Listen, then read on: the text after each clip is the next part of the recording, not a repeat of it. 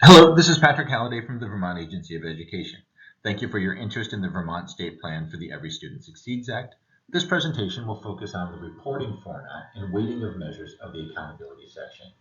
This is the fourth final of 4 sub-presentations for the accountability section. Please remember that this and all the presentations are intended to provide a brief orientation to this section of the state plan. If you're interested in providing public comment, and we hope you are, we strongly encourage you to read this section in its entirety in order to fully understand the decisions outlined in this presentation. This section will be broken into 2 different ideas, first looking at the reporting format, and second considering the weighting of the different measures. Under the reporting format, we're going to be talking about both current and growth scores, as well as all students and an equity index. Under weighting, there are certain ESSA regulations that need to be met, but then there's some flexibility within the state that Vermont will be using. Reporting format. If I could turn your attention to the table at the bottom of this slide, you'll see that there are both columns for all students and an equity index column.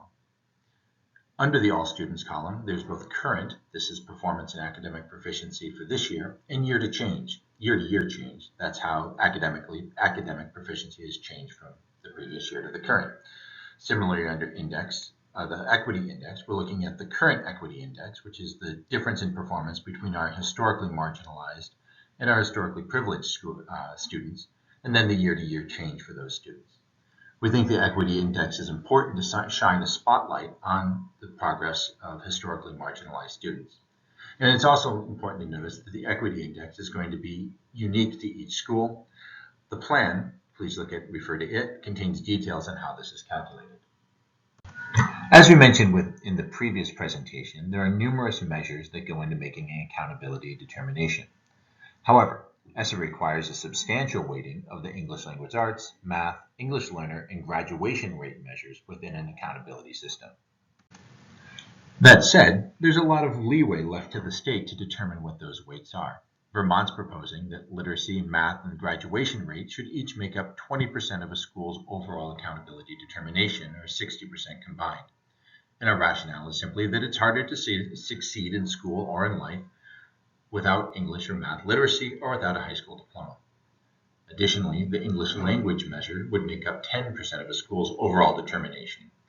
And it's important to note that this does not apply to all school configurations, and to refer to the draft plan for greater detail. Sometimes, a small student population may prevent a measure from being part of an accountability determination. In those cases, the measure's weight will be redistributed equally among the other measures being counted.